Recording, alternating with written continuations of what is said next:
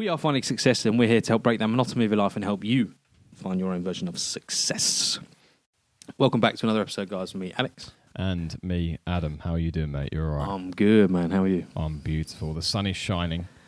It's very hot this week. Oh, it's been scorching. Hasn't it? What was it, 33 yesterday? Saturday, 33? Something like that. I know it was like 27 at midnight. Mate, it was so hot. Horrible. And it's still hot today as well. It's muggy today, yeah. It's not nice.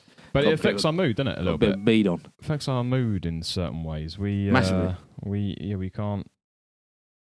Yeah, Working in the heat is hard. Yeah, it's horrible. Being able to, like, especially like in the UK, and it's different in the US. I think you got a lot of aircon, haven't you, in certain areas. But in the UK, there's like almost no air conditioning in private homes. Oh yeah. Only if you're incredibly wealthy and you've fitted it. The house wouldn't have come with it. No. So trying to get motivated to work, even in the evening, it's gone 9 o'clock. Sat there all sticky, just like, you have to have a cold shower. Yeah. And then even then, like half an hour later, you're sticky you're again. dripping again. Yeah, it's just not nice. It's tough. How was your week been? Not too bad. A lot of grafting. We missed last week because we were away. Indeed. Had a little holiday, didn't we? Not good enough. It's not. But we're back on back on the train. Better than ever. We ain't going nowhere. Just like you guys, I'm sure. How was your week? What'd you get up to? My week was pretty chill, mate, to be fair. I was away, like we said. Had a nice, relaxing time away, obviously. Just chilled out. Nice. We're laughing at. Nothing. Yeah, it was good, mate. It was good. But I'm looking forward to getting back into the grind. I love the grind, you know me. What were we talking about this week? This week, just general chit-chat about mindset towards money. You know, I think we cover it quite a lot in a lot of the episodes we do, but maybe just going into it a bit deeper, just a bit deeper.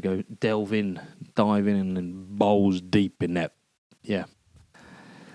With regards to money nowadays, inflation rates sky high, house prices are pretty low. People are still very focused on keeping up with the Joneses. They want the car, they want the nice shoes, the handbags, and so on and so forth. And I was watching this reel the other day about this American couple, and they were £1 million in debt. 335,000 of that was in student loans, and the rest of it was 200 grand of it was in a mortgage. So that's 500 grand, basically 530 grand. They've got more debt and student loans than they have their mortgage. Wow. And the rest of it is all on credit cards. Wow. 500 grand on credit cards. They were 28 and 29 years old as a couple. So you can imagine the rates they were paying back on that. And they have very averagely paid jobs. They obviously have the nice cars. Both of them have to drive the latest car, and have the latest shoes and the latest handbag and stuff. And the reason that they have that stuff is because they want to look like they have money. And behind the scenes, they're £1 million in debt. So what would you rather have? Have the money and look a bit shabby, have the less well-branded clothes or the less well-branded trainers, or you can still have the branded stuff, just not many of them, and just look after it.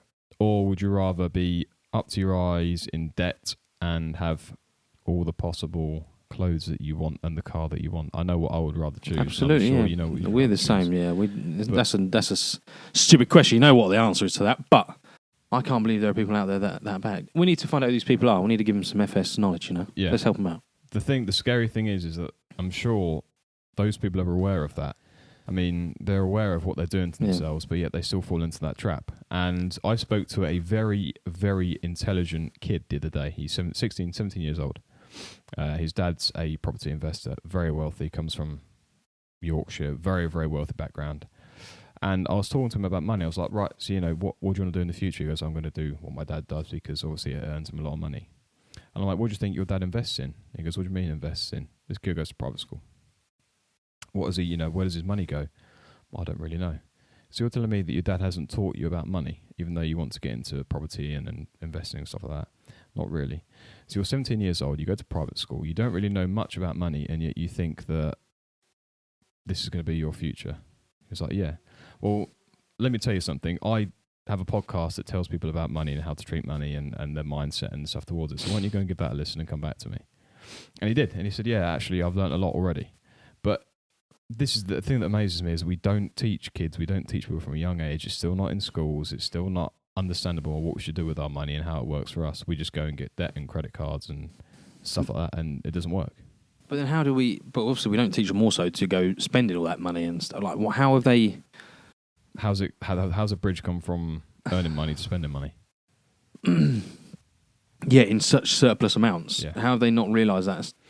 Basic maths says you shouldn't be able to do this. Live below your means. And yet, exactly. But how have this couple in America with £1 million in debt got so far out? I don't understand that mindset. We're the same. We would rather look like rags and have riches in the bank and so on and so forth than we would vice versa. I don't know how that's... Is that just modern day, like social media not forcing them, but making them feel forced to keep up with the Joneses? Yeah. I think that's a crazy mindset to have. Like, I think all we see is to be successful, you have to have a Rolex on your wrist. yeah.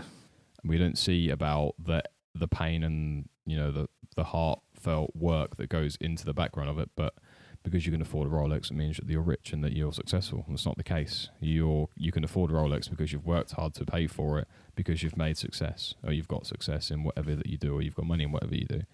Not because you can wear a Rolex because it means you're successful. It doesn't work like that. It should be the other way around. No, so I heard a quote someone said once.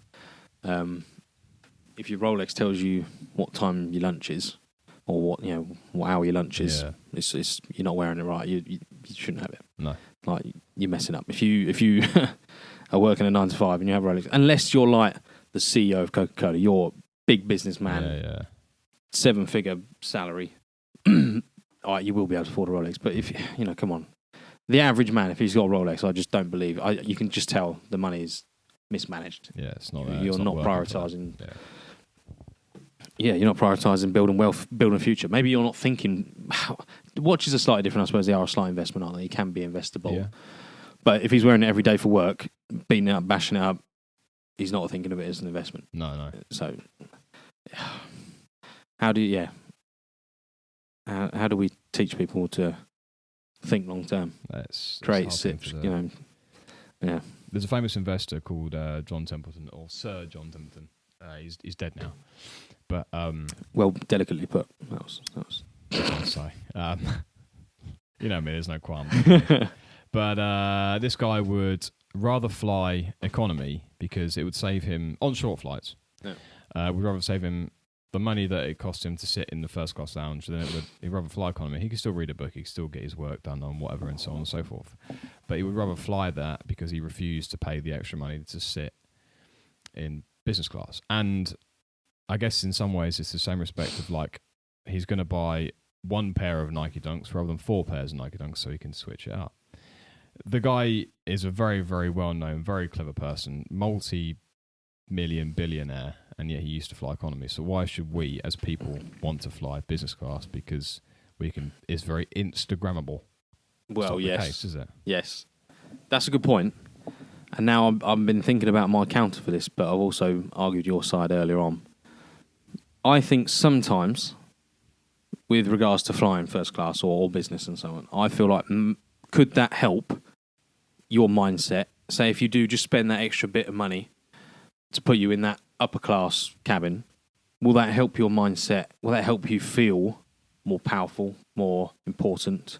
And will that transfer over to your work? Will you suddenly be, instead of getting off the plane and just meander around going to McDonald's and having a holiday, will you go, I'll get some work, I'm going to do something right now, I'm going to get some business done, Will it help you keep in that mindset, that mind frame of being better, being improving yourself constantly, etc., etc.? I think it might. I think it will. Do you remember that story you told me a little while ago where your dad turned up in a car in a business meeting? What was it? Just remind me of it. So he used to have an old Citroen family car taking us on holiday. Yeah. We'd drive on holiday. It was a Citroen C8 blue thing. And he noticed when he got it, he was, his business wasn't booming so much. Meetings weren't going as well, like contracts weren't coming in as often. Then he upgraded to a Discovery, Land Rover Discovery, which looks, it's a smart looking car. It's a big wagon. And all of a sudden, business started booming again. Meetings were going really well. Contracts started flying in. and it made a difference. Yeah. He thinks it was the car that made the difference. And it might not have been. It might have just been a mindset thing again. I'm pulling up in a nice car. I don't know, but say if it was that worked, then maybe splashing out that little bit extra in that scenario works. But again, that's different. If they're going back to that couple earlier, if they've got the latest BM and the latest G-Wagon or whatever it is, but they're just working at the supermarket or I don't know, an office job or whatever. Yeah, exactly. Yeah. Just basic, as you say, average wage. What's an average wage? Like 35 grand, 40 grand? I don't know. 30 grand. Like, there's no need to do that because no matter what car you pull up in, you're getting that with salary. Yeah. So that doesn't make a difference. When you're an entrepreneur or self-employed and running your own business, I think things make a difference. Yeah. That sort of thing does make a difference. Yeah, but sometimes materialistic items make the difference, as in turning up in a posher car or something like that, because people see that when you turn up, you're seen to be successful. Yeah, it's the show that turns up, and when you're in that position with a nice watch and you're dressed smart and your hair's slick and you're well clean shaven and you look the part, then people think this guy's trustable. He knows what he's doing. Let's go and sign up with him, rather than turn up or chat to a guy who's turned up in trackies with no watch on. It's a fine line to balance, isn't it? Very you can't close, you can't just go balls to the wall one side of it and ignore the other. You just got to balance that. Like it's like everything, eating healthy, working out, everything in moderation, and you'll be quite successful. Like just same with diet. If you have too many Mackies, you're not going to be fit and healthy. No, yeah. If you have too much greens, you're probably not going to be very happy. Yeah. Moderation, and you'll. It's like Mark Zuckerberg, right? When you see the bloke wear a suit nowadays, unless he's going to court, explaining someone wears a suit. Every single day it's like a black t-shirt and some cargo shorts or jeans or whatever, because he doesn't need to have the personal view of trying to be successful because people know who he is because he's so well known. Whereas, do you think that's why he does it? Because he's so well known, or do you think that's just who he is now? It's who he is because ease of use, ease of dressing, ease of not thinking about. He has enough brain power to put into other order rather than to what he wants to wear every single day or a different coloured suit. If he knows that there's a black top and jeans that look just as good as a whatever, and it's easy, he's got probably 20, 30 tops that are black. Put it on, it's done. Whereas, Warren Buffett, completely different. He has probably hundreds of thousands of suits over the course of his lifetime, but he always wears it because it makes him feel successful. Everyone knows who he is. He drives a Cadillac crappy car. He lives in the same house since 1960s. Nothing's changed, but yet he's still that same person. He still turns up in suits. So again, it all depends on who you are and how you feel and how you get there. I think I guarantee that Mark, back in the day, would wear a suit because he needed that boost in life. And when you go into school, you probably have to interview in a suit. Yeah. Do you know what I mean? So yeah. Whereas with your dad's thing, he physically had to go and find work, was chatting to people actively, trying to impress people and show, look, we deserve the contract because this is how I look, this is how my company is. Let's work together, let's make this work. But going back on to like John Templeton, the guy would fly economy seats because he wanted to save money, and he was just a very reserved man. But what do you think he'd done with the extra money? Do you think he spent it somewhere else? Absolutely. No, I imagine he used it to buy assets, to collect assets. Yeah. And that's, he was a hedge fund manager, did you say? Yeah, his brain would have been on generational wealth. Exactly. Like all day. He'd have known not to, he's the type of bloke not to get your £5 pumpkin spice latte from Costco or what is it? Costa. Starbucks. Costa, yeah, one of those things, one of the coffee shops. He's not that type of bloke. If he's not flying business as a multi-millionaire, probably billionaire, he's flying economy. He's that type of bloke. So I bet you, his savings every month, or rather investments, because his savings are probably sorted, will be over 50% of what he earns. Yeah, like it will all go on what he's on collecting assets, and he'll be living well below his means as well. Evidently, if he's flying economy. Yeah. So what's your argument? What do you reckon then? Would you fly business or would you fly economy for you right now, at this moment in time? It depends on the price, but say if I was just flying a couple hours down to France, South Spain, wherever, and it was only a little bit more money, I'd pay the extra little bit more money. I would. To go business? Yeah. Okay. Just because I think it would help my mindset. Yeah, I would. If it was extortionate, if it was like a 500 quid ticket versus a £5,000 ticket, you'd absolutely not a chance. Yeah. That's just ridiculous. Also, why am I paying 500 quid to go to France? Like, that's just outrageous. It's cheap to drive there. Yeah. So the price would massively change. But I'd have a look at what the price is on business. I'd consider it. Okay. Yeah. Collect them points, What about you? Still thinking about points. For me, I would fly short flights or fly economy any day of the week. Realistically, you don't have the space in short flights to do anything special. You don't have the extra leg room. It's still 3 wide. Yeah. You don't really have that sort of thing. Whereas if I'm flying like a 5-hour, 10-hour flight, I want the luxury. I want to actually be able to work, to spread and, think about the future and think about what my business is doing and actually have the space to work and spread out and do that. So anything over probably 3 hours, I would very much consider flying first class, business class. I think this is another difference. I want to go into, like you said, working on those times because a lot of businessmen have to fly a lot. Yeah. It's quite... We fly a lot. We do fly a lot, yeah. Imagine if we were, like... The time we waste in the air, so if we're not doing anything, I've made it... We have to do something because you can't do 10 hours of nothing. That's just outrageous. So whether it's audiobook, reading, planning the future, you've got to do something. Editing. Yeah, whatever. You've got to do something. And that's where it does make a difference, I think, if you are travelling for work or... Not even that. If you're travelling for holiday, you can still get work done on that plane ride, that plane journey.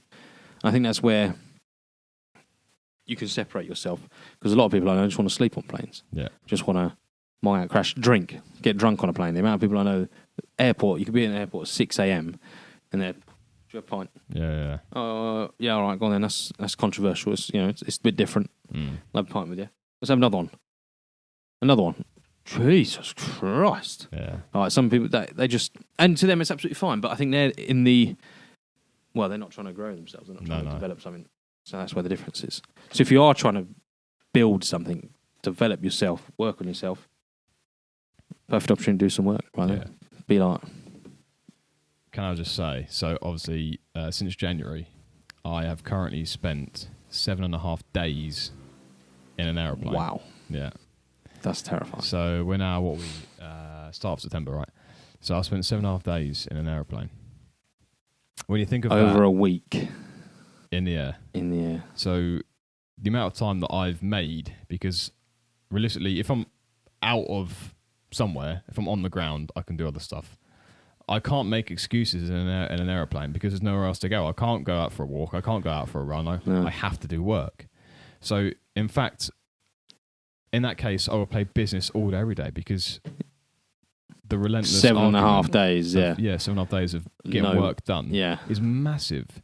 That's huge. The amount of hours that I could do. And we're only in September. You still got another 3 months, 4 months of travelling, haven't you? Yeah, and you're going long haul now.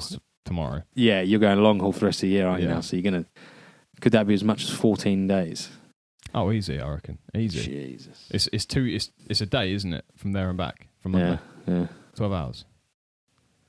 So when you think of it, realistically, I'd be stupid not to pay the extra money and go business and have the room and the space. That's a great way. That's a great way of looking at it. Just look at it. Yeah, blow it up. Look at it from like 30,000 foot view. If you're small-minded, not really thinking very well, you'd just think, "Oh, I'm going for a quick flight.